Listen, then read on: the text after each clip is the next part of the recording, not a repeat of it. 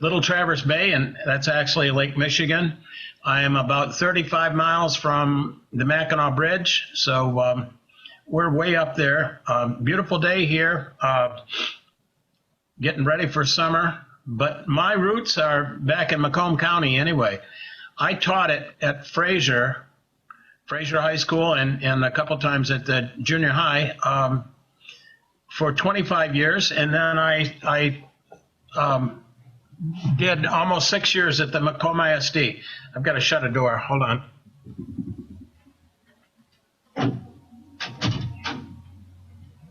I was at the Macomb ISD for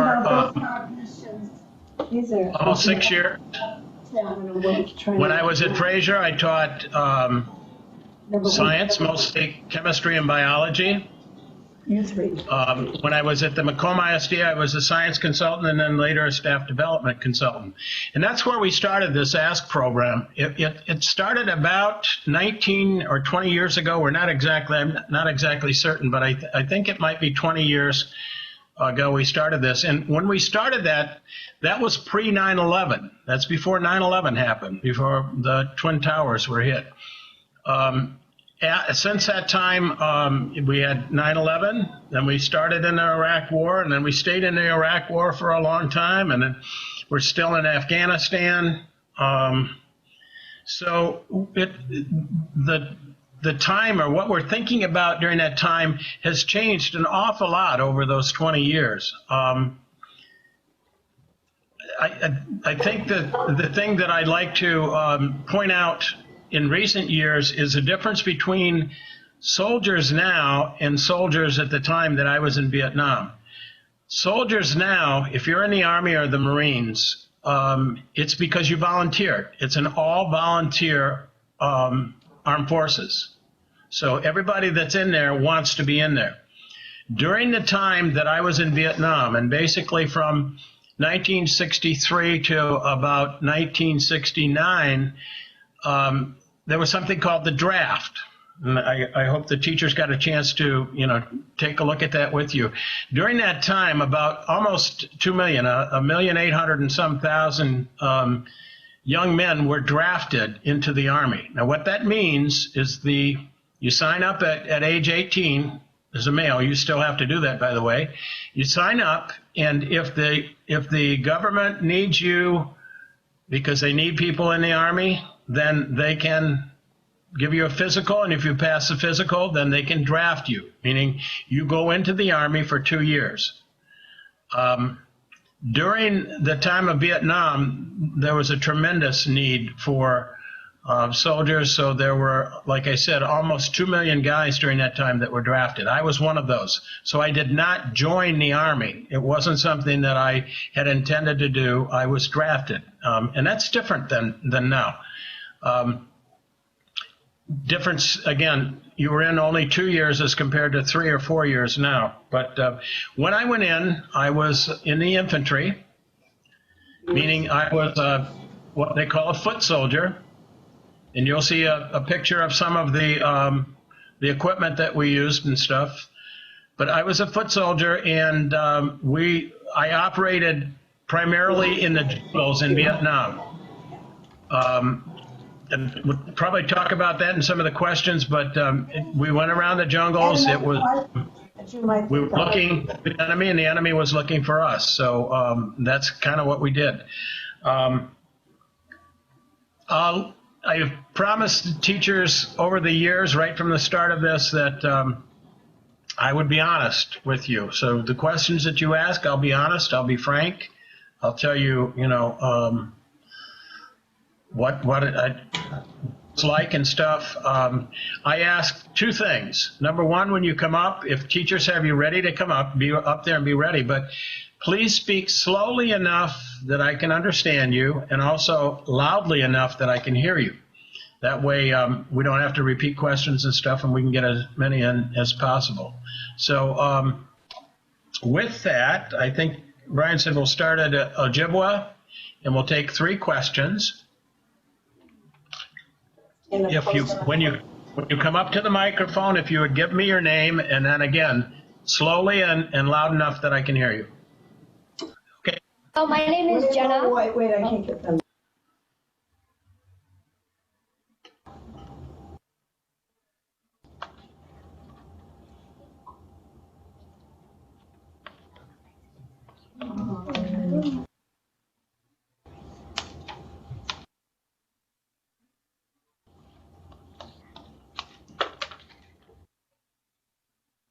Ojibwe, maybe you can tilt that camera up just a bit. We're seeing the knees. We're not seeing the faces. That's a little better. Yeah, that's better. Are we all set on the audio? There we go. Try that. Hello, my name is Jenna. And my question for you is, how did you feel when you got chosen?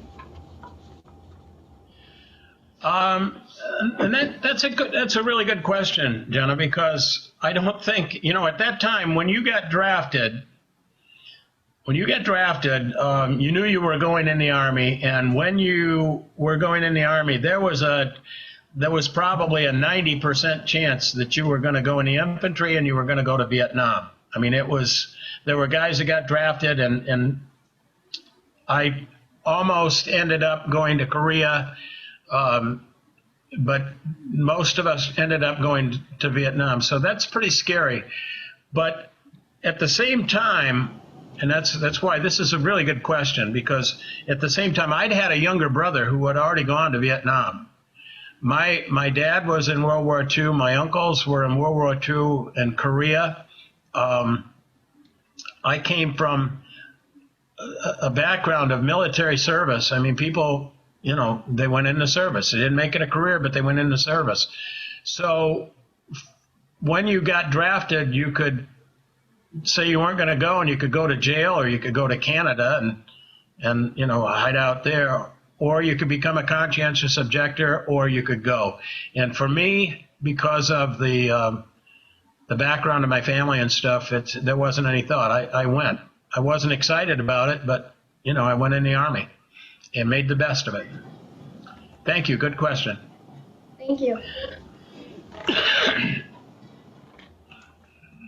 Hello, my name is Jenna, and my question is, did you have any friends that you already knew that were chosen to go with you into the war?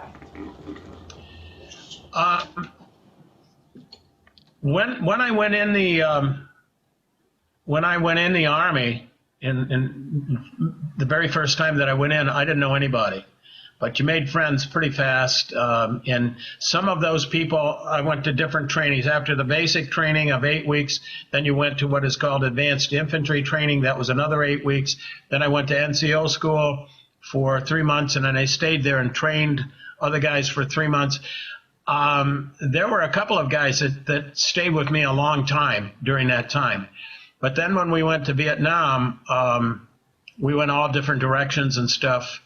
It just by chance, the company that I served in Vietnam, one of the guys that I'd gone to NCO school ended up there with me. And then later on, two of the guys that I trained when I was training at NCO school, those guys showed up. But pretty much, once you got past a certain point, it's not like you stayed together. We were sent to all different units and stuff. So no, you really didn't have a lot of people that you knew. You met a lot of, new people, and that was kind of neat, but you didn't stay with the same people. Next. My name is Jocelyn, and my question was your family with you when you went to Vietnam? Oh no. Vietnam was, there are two types of duty stations when you're in the military. There's remote, and then there's what they call a family billet, where you can actually, the family can go along with you and stuff. Like, for example, soldiers that are serving in Germany or Korea, a lot of them, their families are with them. But Vietnam was strictly a combat zone, strictly, a war situation. So no, your family didn't go at all. Matter of fact, civilians were, except for people that were coming there to entertain, or people that were coming there for medical services or whatever. Civilians didn't even go to Vietnam. They weren't allowed to go. Thanks. We're over at Great Oaks and take 3 questions there. Okay, go ahead. Hi, my name's Daniel, and my name is Eli. And my name is Eli. And our question is, where were you living at the time you joined the Army? At the time that I was drafted into the Army, I grew up in the East Lansing area. I had gone to Central Michigan University, and when I got drafted, I was living in the East Lansing area. So I came from an area around Michigan State and went into the service, went to Fort Knox, Kentucky. Then I went to Fort Polk, Louisiana. Then I went to Fort Benning, Georgia. And then I went to Vietnam. So that was the background. That's where I was, before I went into service. Next. Thank you. Hi, my name is Nick. And I'm Keeper. And our question is, did you have a crew? And if you did, who was in it? A crew? Is that what you asked? Kiefer, Yes. was that? Okay. Nice and loud.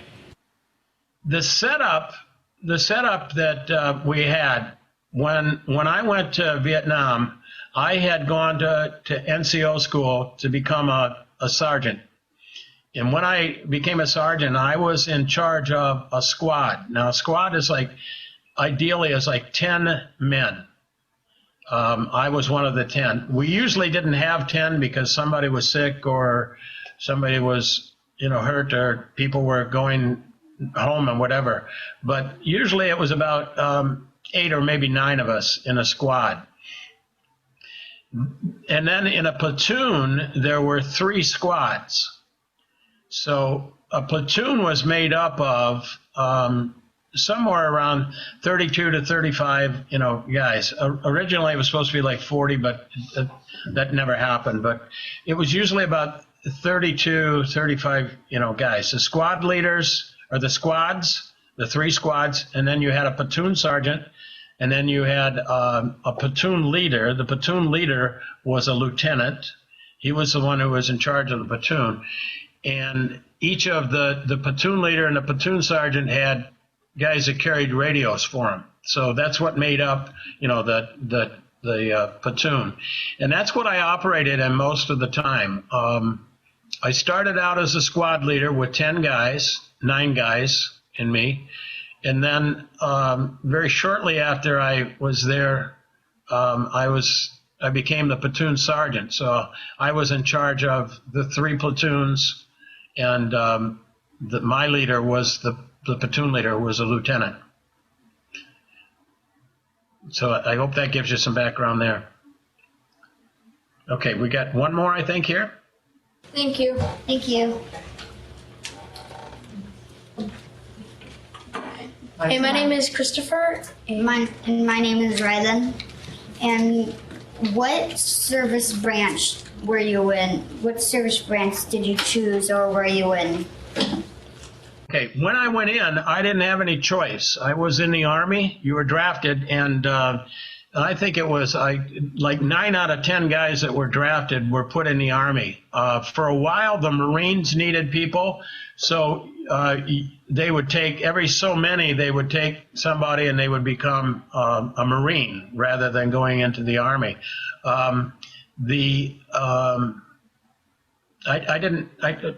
I had a cousin who was drafted into the Marines, but most of the guys I knew were in the Army. So you went into the Army. Now, when you went into the Army, not everybody went like I did, went into the infantry. Some people went into other areas, but the vast majority of the guys that were drafted went into the Army, and when they went into the Army, they went into the infantry. They were the foot soldiers. Not all, but most. Okay. Back to Ojibwe.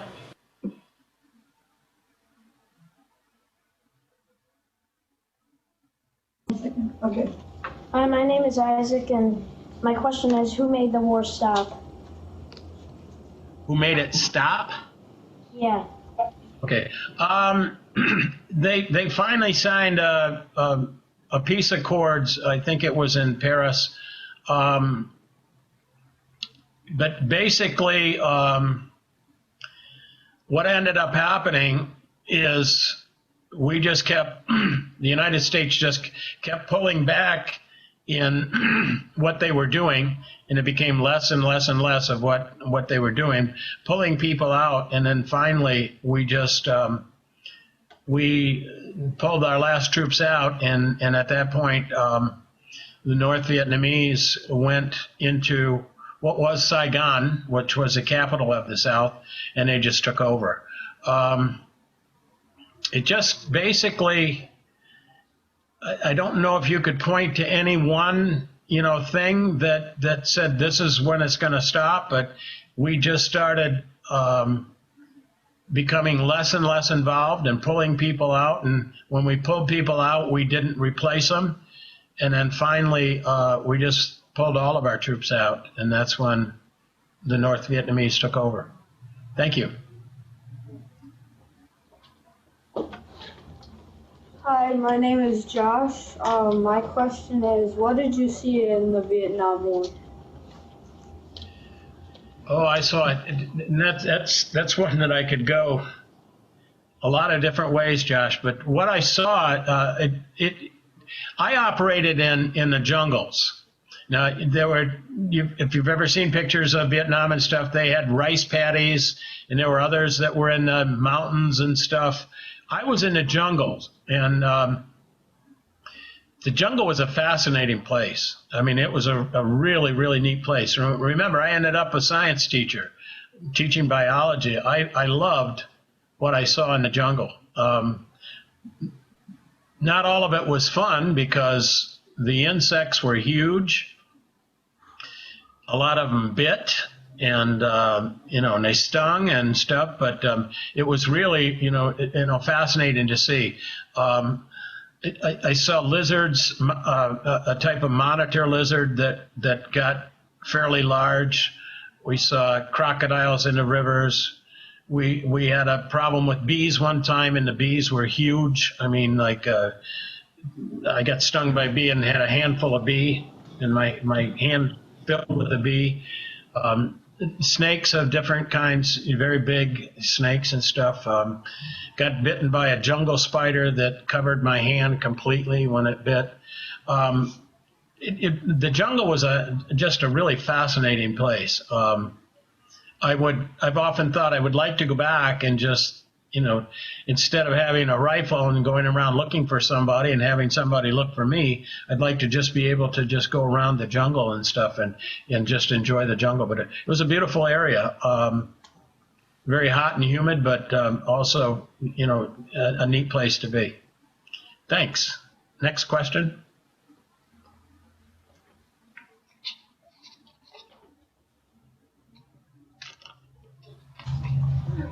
Hi, my name is Hayden. How did your family react before you got drafted? I mean, after you got drafted. Well,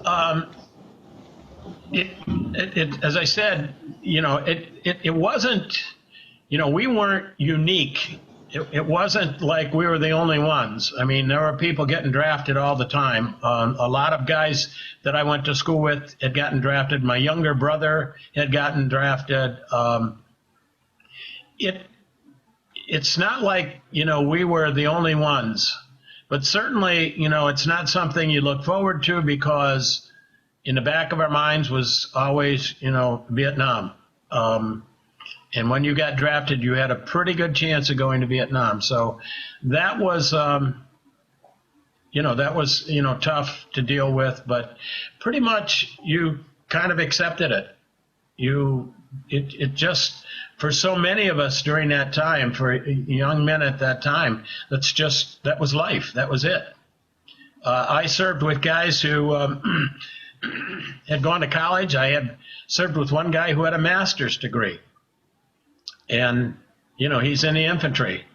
He's, a foot soldier like everybody else. So it was just something that we dealt with. And that was the way the war was, and the draft numbers were so large. Like I said, almost 2 million guys got drafted during that time. They were so large that you weren't the only one, so you just dealt with it. Thanks. We're off to Great Oaks. My name is Emma. And my name is Milena. And our question is, what was your primary job after training? My primary job, and the term that they use is MOS, Military Occupation Specialty.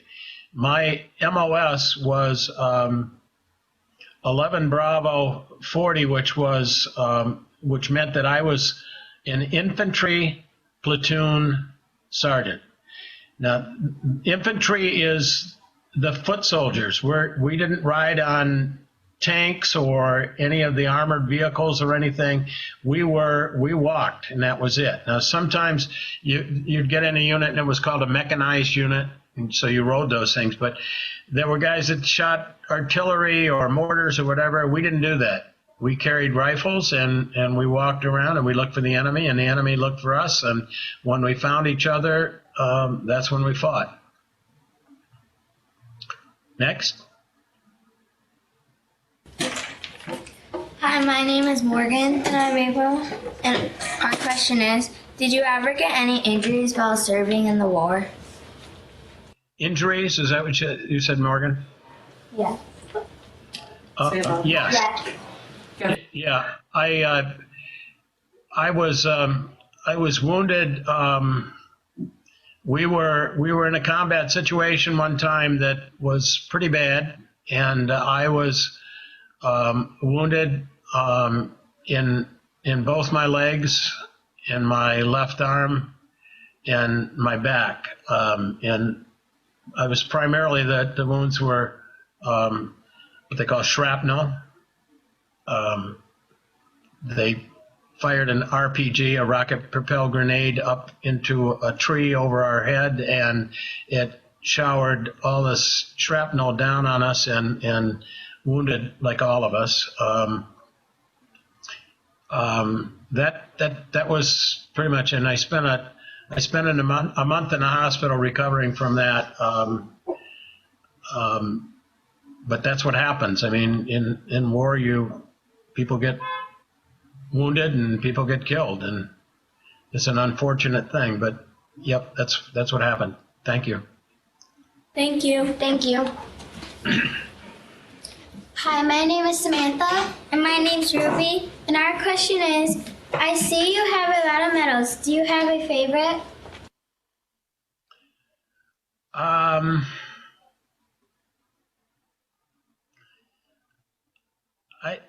don't know. There's a favorite as much as the one. I think you can see the one. It's the Purple Heart. The Purple Heart is what you get when you're wounded.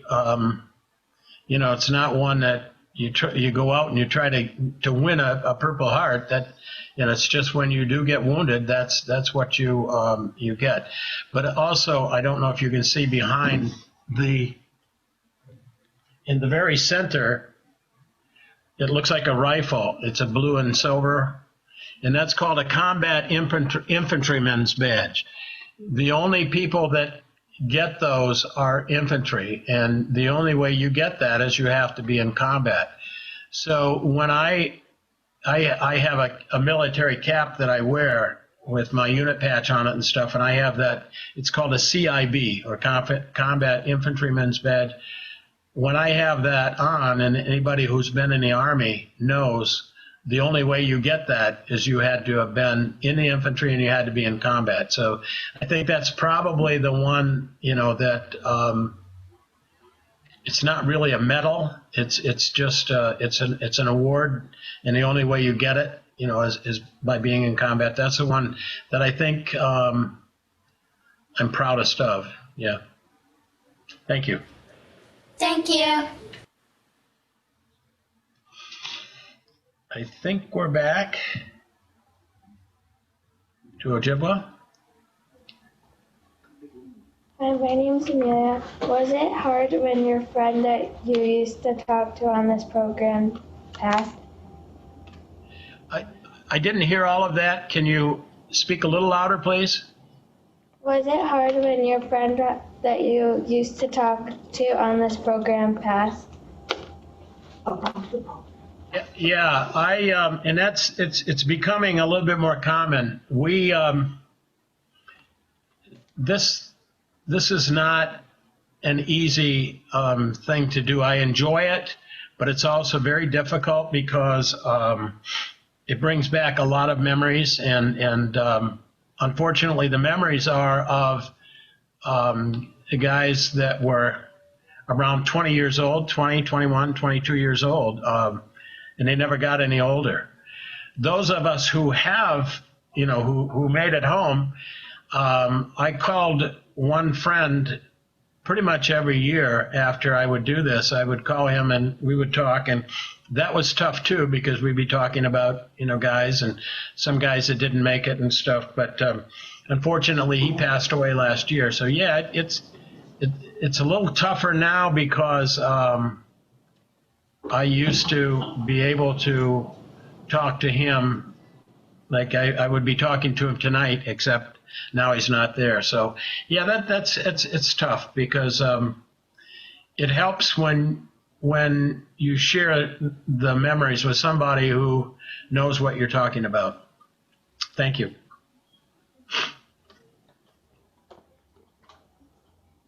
My name is Michael, and how long did you train for the war? That's a good question because I had excellent training. In the way that it went, once you got drafted, you went into what is called basic training. You probably heard of that before, basic training. That's only 8 weeks long, and basically all they're doing with you there is teaching you what it's like to be a soldier. Following orders, the order, who has rank and who you follow and what you do and stuff, and the fact that you're part of a unit. You do marching and stuff like that, and you learn to shoot a rifle and, stuff, and just basic things. But then after that, you go off into all different areas. For example, if I had been drafted and then suddenly they decided I was going to be a cook, then you went off to a school and you became a cook. Or if I'd have been in artillery, they just sent me to learn how to fire artillery. I was in the infantry, so I went for another 8 weeks. And they taught you what it was like to be an infantry soldier. A lot more training with weapons and some tactics and stuff like that. But basically, again, how to follow rules, how to work in a squad, because that's the basic unit. How do you work in a squad? What do you do? That sort of thing. Unfortunately, if you stop and think about that, you had basic training was 8 weeks. That's 2 months. Then you had 2 months of AIT, that's 4 months. Most guys had 4 months of training, and then they went off to Vietnam. And unfortunately, that really isn't enough training. And they don't do that anymore. And with the all-volunteer Army and stuff, guys stay together as units, but they train and train and train and train. And they keep training. And they get tremendous training and equipment and stuff. Because of the volume of the large number of guys that were coming and going, you got 8 weeks basic, 8 weeks AIT, and then off you went. I was fortunate enough to be picked to go to NCO school to become a sergeant. So I had 3 months of training there. And after the training, which was excellent training, great training. After that training, I was picked to stay and train the next group of people for 3 months. So I got the good training the first time around as a trainee, and then the next time around I was going through the same excellent training, but I was going through as a platoon sergeant. I was actually in charge of guys and helping with their training and stuff. So I got 6 months of excellent training. So when I went to Vietnam, I had very, very good training, and I was, I think, very well prepared. Unfortunately, the average person, the average guy that went, was not extremely well trained. 4 months of training is not very good. So thanks. I hope that helped.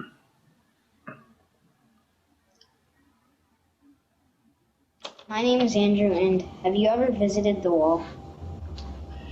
Yeah, as a matter of fact, my last time was last October, and I think it was the 35th anniversary of the wall. Anyway, I read names, and I read names of 12 guys that were served with me that were killed. And as a matter of fact, those 12 guys were the inspiration for the wall. They were killed unloading mortar rounds from a truck, and the very first person to them was Jan Scruggs. He's the man who's responsible for the wall. It was his idea. He's the one that pushed and pushed and pushed, and then they finally got the wall built and stuff. I actually, in the slides, I have a picture of me with him.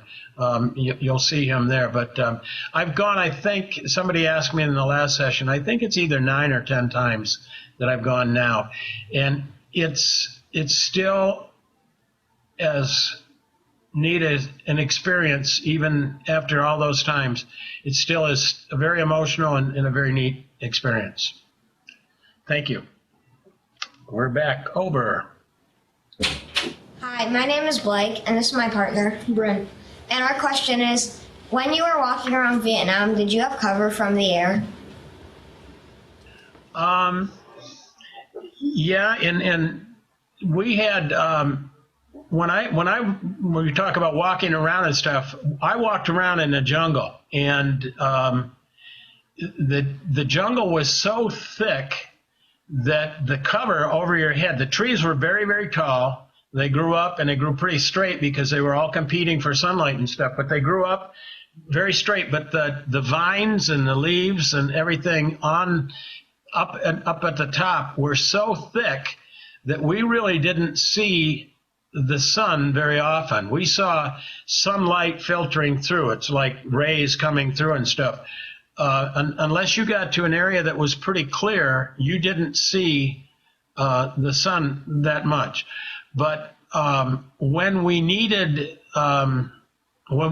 cover, rather than planes, most of the time the cover that we got was from helicopters. And the helicopters would come, and they were gunships.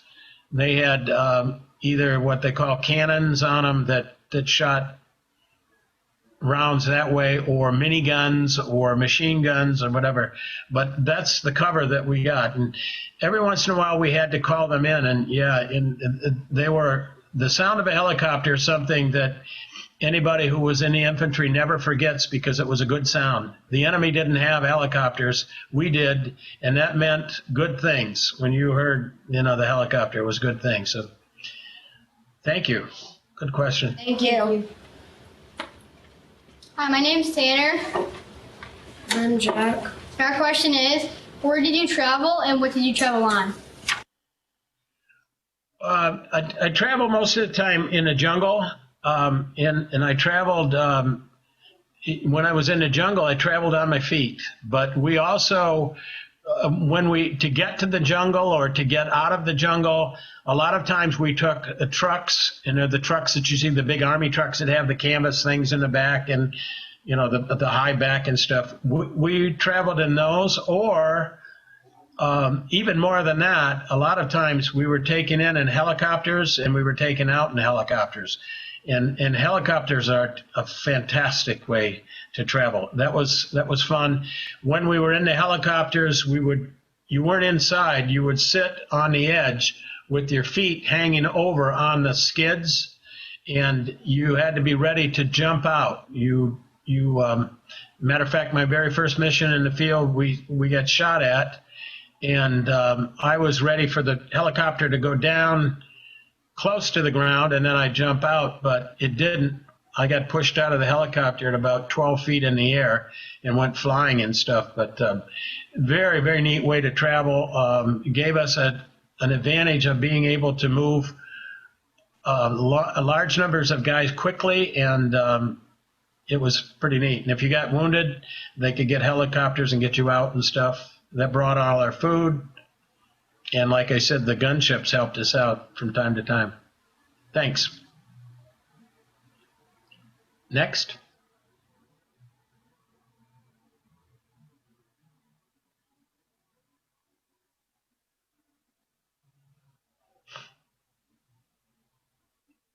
Okay, I think we're up. I think we froze up.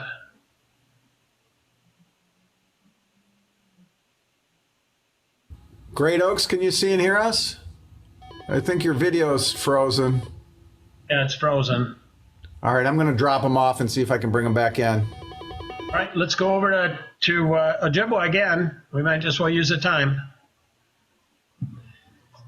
Hi, my name is Emma, and how long are your lunch breaks?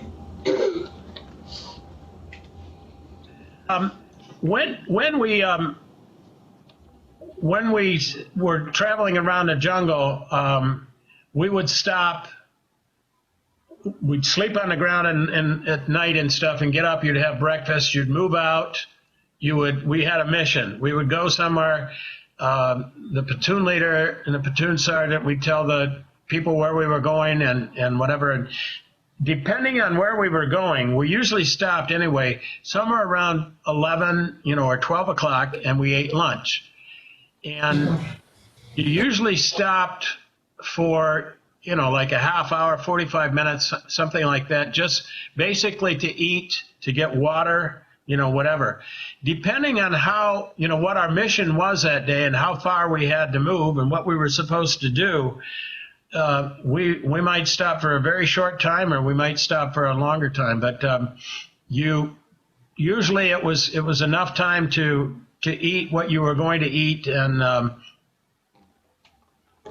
get water and stuff and just kind of rest a bit, because it was always hot. It was always hot, very, very hot and humid, in the 90s with the 90% humidity, and you could get dehydrated very easily. You could get tired very easily. So we would stop. Hope that helps. Next.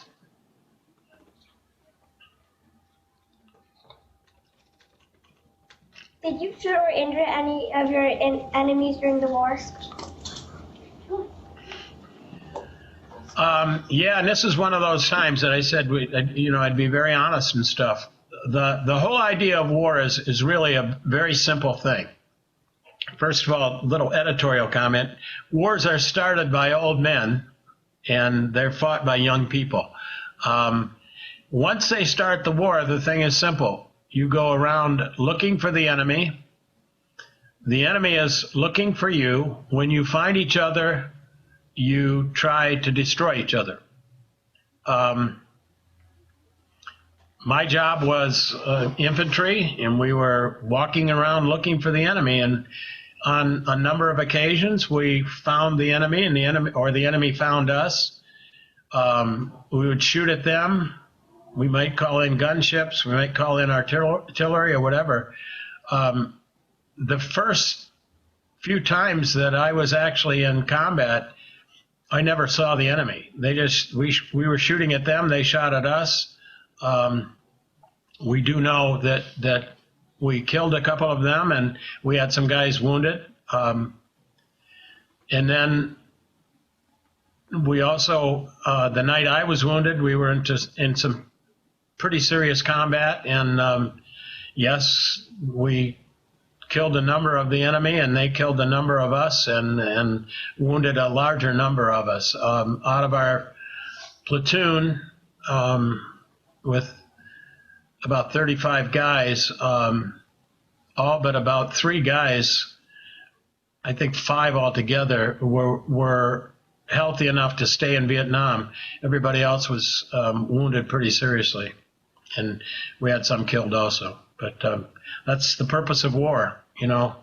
It's ugly, it's terrible, and the people that are killed are somebody's sons, daughters now, with women in combat and stuff, but sons, husbands, fathers, it's not pretty. Thanks. Thank you. Hi, my name is Riley, and my question is, what did you fear most while you were in the war?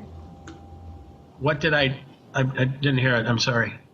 What did you fear most while you were in the war? Fear or hear? Fear. Fear. In a way, I was lucky because when I went over, you remember I said I'd had a lot of training and I had very, very good training. That training was to become a leader. And when you become a leader, you know, it's a good thing because I got really good training and I had some control over what happened to me because I was in charge of some of it. But the other thing is that means that you're responsible for other people's lives. And when you're responsible for other people's lives, you have to make good decisions. And if you don't make good decisions, you know, things can happen to other people. So I think the biggest thing, anybody that tells you that they weren't afraid, if they were, you know, a soldier and they were in combat and said they weren't afraid, they're lying to you, because you get scared as a dickens. When somebody starts shooting at you, you get scared. But that's normal. What I feared the most, I think, was that I would screw up, that I would make a bad decision, and if I made a bad decision, it would affect other people's lives. So that was my biggest fear. The fear that, you know, getting shot at and stuff like that, that was normal. That was everybody.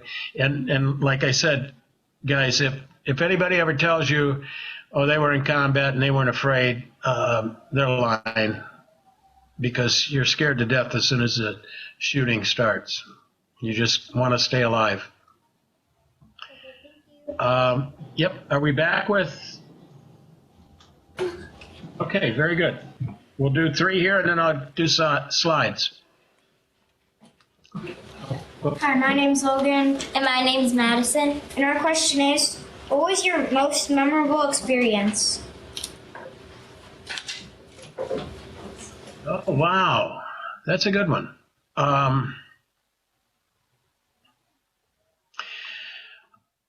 I think the thing that sticks out in my mind the most, and I thought about this last night too. I mentioned already that we had 12 guys that were killed in an accident. They were unloading mortar rounds from a truck, and mortar rounds are explosive. They're meant to explode and hurt people and stuff. But they were just unloading these, and something happened. They think it might have been booby-trapped or whatever, but the rounds started exploding and 12 guys were killed. One of them was a platoon sergeant that I replaced. 2 of them were guys that I sent on sick call, and they were supposed to be safe. They were supposed to be safe there.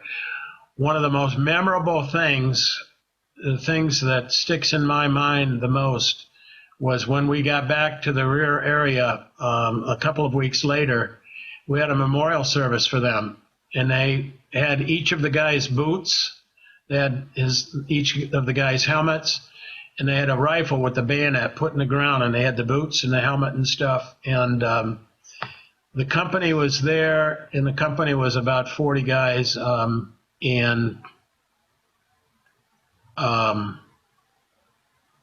company was more than 40 guys, but you had all these guys, and as tough as we're supposed to be,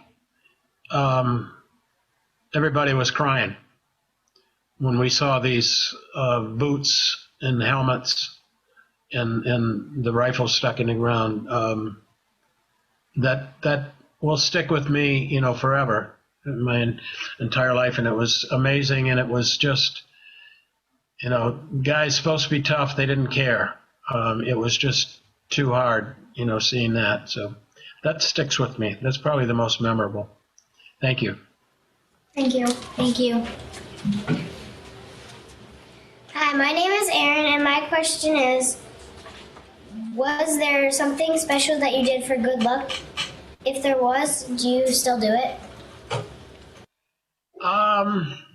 It wasn't really for good luck, but there was a good reason behind it.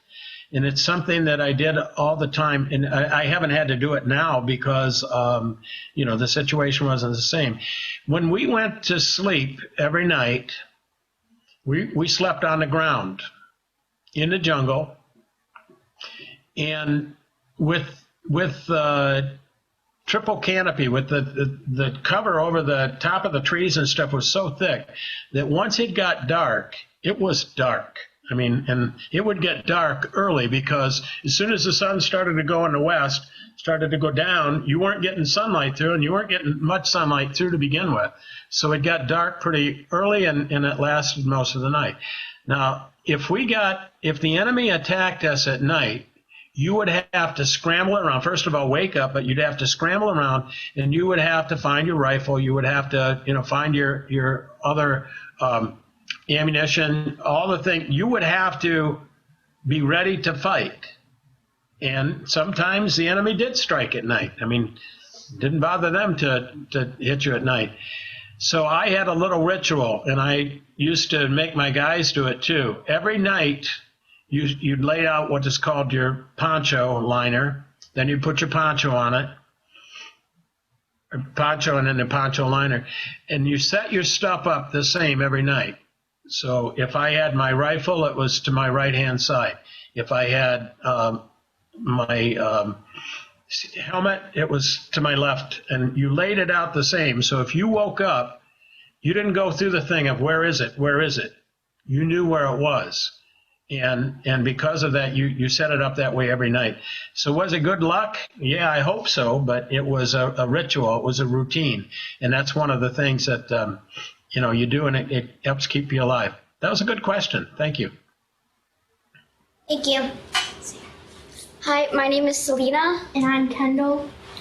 And our question is, can you tell us about some of the special people you met? Oh, yeah. And that's one of the neat things about being in the service. For 2 years of your life, you're in a situation with a bunch of guys that are in the same situation. And in most cases, because we were draftees, they didn't want to be there. But when you're there, you make the best of it. And you see people from all over the United States. You see people from all sorts of backgrounds. Like I said, I served with guys that had master's degrees, and they're in the infantry. I served with guys that had a ninth grade education. I served with guys that had been in prison, and other guys that would never think of getting in a fight in their life. So you got all different people from all over, and made friends with a number of them. As I said, one of the memorable people, and I really never ever met him in Vietnam, but I served with him, Jan Scruggs, the guy that's responsible for the wall. We served in the same unit, and he was in the mortar platoon, so I don't remember ever really knowing him there, but he was the first guy that got to the 12 guys that were killed in the mortar accident, and they were my guys. So different people, and I still have some very good friendships, to this day from the time I served in the service. And I think every guy will tell you, when you've been in the service, that's one of the neat things, is that you meet people from all over. Thank you. Okay. Hi, my name is Logan, and I wonder what year you served. I was in during the period from 1968 to 1970. And, during that time, in 1968, when I first went in, it was called Tet Offensive, one of the worst times of the war. We were still very actively involved in combat. There's still a good number of combat deaths during that time. And after that time, it started to slow down a bit. We're going to go to the slides now. Thank you. Okay, if I can see them.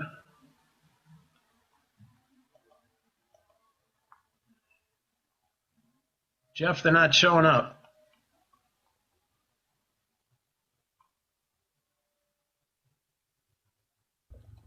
Do you have your PowerPoint open there, Gordy? I'm opening it right now.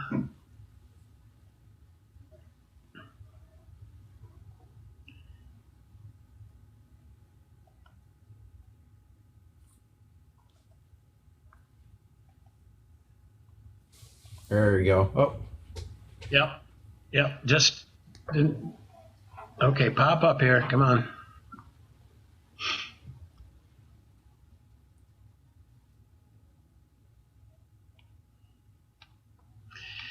Okay, and I got some slides that I missed this last time, but this was me in Vietnam. I was back in the rear area shortly after I had gotten in the field. I was a squad leader. We'd already been in combat, and I was getting the combat infantry badge that I mentioned. This is, I'll get you. This is a bunker. This is where we were in a fire base, and this is a bunker. This is basically a wooden structure, like a box that's down in the ground. This is an opening here. This is at ground level. These are sandbags, and there are sandbags on the top of it. If the enemy attacked us, we would shoot through these openings. But in the meantime, it was a relatively safe place to be. This way, we're getting packages from home and mail and stuff. These were 3 guys from my squad. This is the guy that I used to talk to every year. He passed away last year. This is my point man, who was one of those killed in the mortar accident, and the other was carried what is called an M79 grenade launcher. This is in the jungle, and this is what I was talking about. You see, it's very, very thick. I show this one because it's very hot in the jungle in the 90s with 90% humidity. We were soaked most of the time. And the pockets and my sleeves, where the sleeves are rolled up, and my pockets on my pants and stuff they're a lighter green because they're not soaked with sweat. But the rest of it is, we were always sweating so much that you were constantly soaked. We would be stopping for the day and then setting up for the night. This is that fire base, and you really can't even see the bunkers. They're around the perimeter here and stuff. But this is the fire base, and this is where our mortars were. They would shoot mortar rounds relatively close to that area. We had an aid station if you were sick or if you were getting simple medical treatment, it would be there. This was a place that we could go and get like pop and beer and stuff like that. Mess tent in the headquarters building was over. During the rainy season, we had 2 seasons, the dry season and the rainy season and monsoon season. During the rainy season, this was just a sea of mud, and it was a red clay thick. It was a miserable place to be during the rainy season. This is Robert Smith, my machine gunner. Every squad had a machine gun, usually carried by one of the bigger guys because it was heavy, and you also he carried a lot of rounds of ammunition. He chose to carry a 45 pistol too. It didn't do you much good. It was something that he chose, but if you needed a pistol at that point, you were in trouble.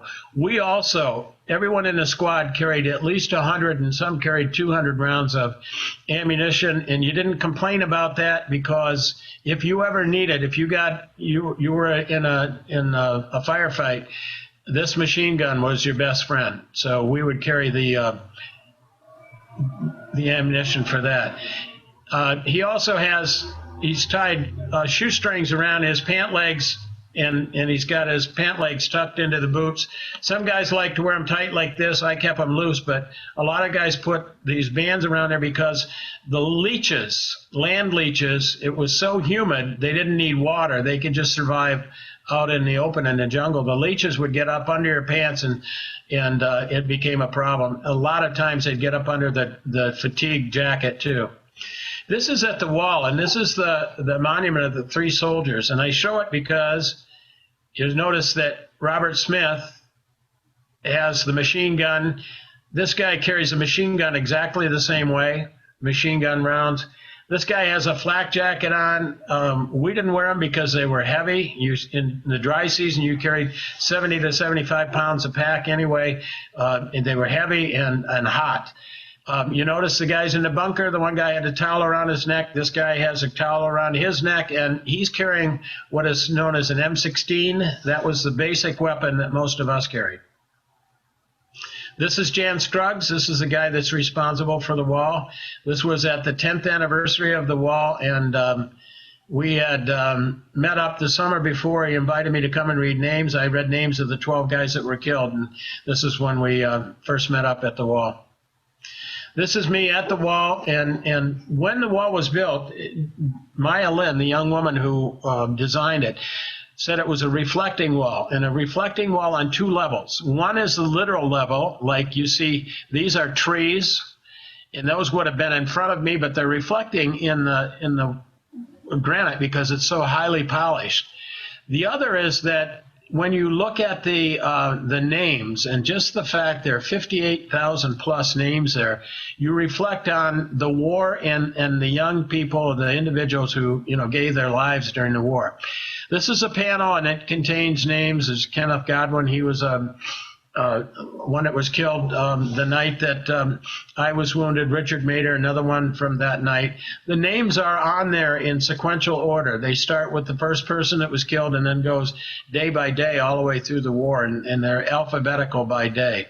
So this happened to be the panel where these guys were. You can get rubbings of these. This is the guy, Kenneth Kroller, is the platoon sergeant that I replaced. And Robert Ruggles was that young man in the bunker. He was, I sent him on sick call. He was killed in a mortar accident. And a little side note, I've met his, just like the book that you read on the wall, I've met his son and his two grandsons at the wall 2 different times. Last October was one of the times that I met them.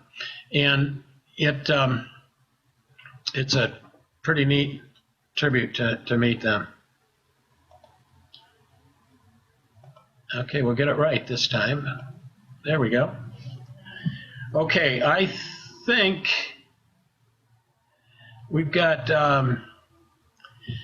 pretty much time to we could take probably one question from each site, and then I'll wrap it up. Okay, so if we could go to Ojibwe for one question.